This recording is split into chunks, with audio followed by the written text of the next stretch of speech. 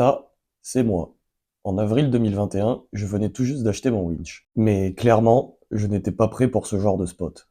Et du coup, à cause de cette petite chute qui n'est même pas si impressionnante, je me suis luxé l'épaule droite. Si je fais cette vidéo aujourd'hui, c'est parce qu'après cette blessure, j'avais totalement perdu l'espoir de remonter sur une board un jour. Et même, énormément de personnes de mon entourage, famille, amis, me conseillaient d'arrêter définitivement le wakeboard. Problème, le wake n'était plus pour moi qu'un simple loisir, mais une véritable passion, un mode de vie.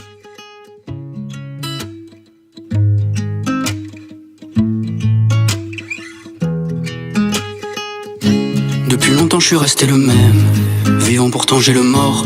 Ouais, à quoi ça nous mène? Il restait que des remords, besoin de changement. Je persiste, les démons disent la vérité, et puis les anges mentent. Est-ce un enchantement? Oh, on ferait tout pour des dinero. Est-ce que ce sera le bon numéro? De ma vie j'en suis le héros.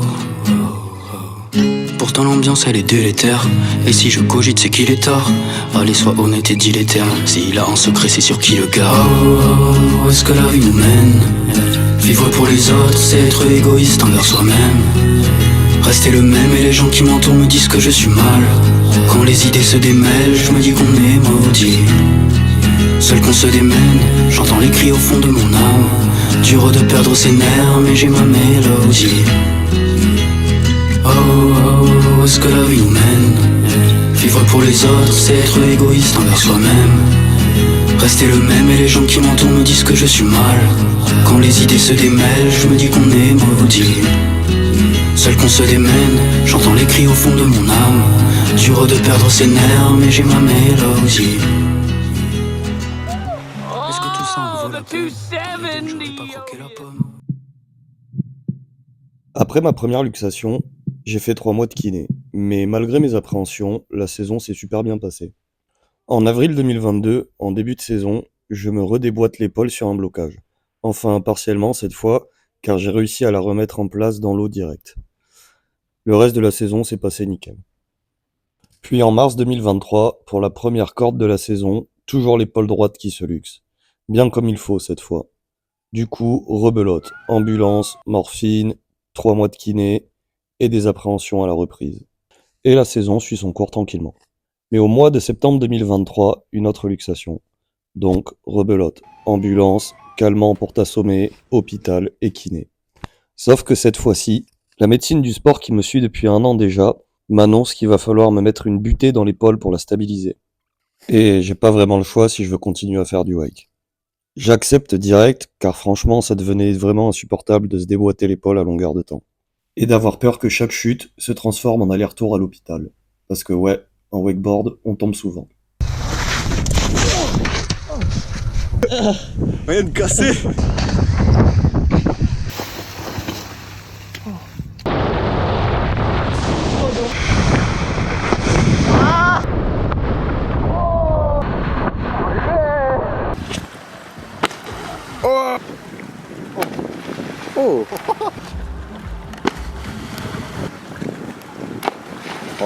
Vraiment, très souvent.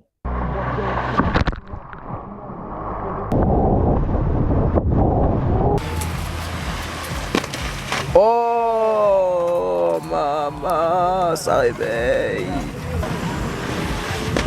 Oh, oh yeah. Oh.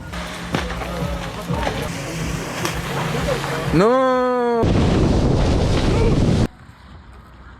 Wow.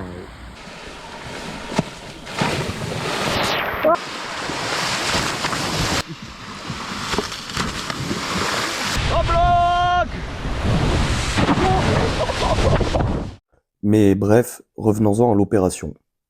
6h du matin, le 28 décembre 2023, c'est l'heure de passer sur le billard. À mon réveil, le chirurgien vient me voir pour me dire que l'opération s'est bien déroulée. Et ça fait vraiment du bien d'entendre ça après plusieurs semaines à stresser avant l'intervention. Mais en réalité, c'est maintenant que le plus dur reste à faire. Après 15 jours un peu difficiles, il est temps d'attaquer la rééducation. Et franchement, c'est pas gagné. J'arrive à peine à bouger mon bras et j'ai même l'impression qu'il ne m'appartient plus. Mais grâce à l'aide de ma super kiné, les progrès sont flagrants de semaine en semaine. Et après 3 mois d'arrêt de travail, 6 mois de kiné intensif, arrive le mois de juin avec la reprise du wakeboard. mais toutes les appréhensions qui vont avec également. Au début, j'ai vraiment beaucoup de mal à rider et je me dis même que je n'arriverai pas à retrouver mon niveau d'avant. Mais semaine après semaine, session après session, je reprends petit à petit confiance en mon bras. Et franchement, s'il devait y avoir une phrase à retenir de cette vidéo, c'est croyez en vous, en ce que vous faites et surtout ne lâchez jamais rien.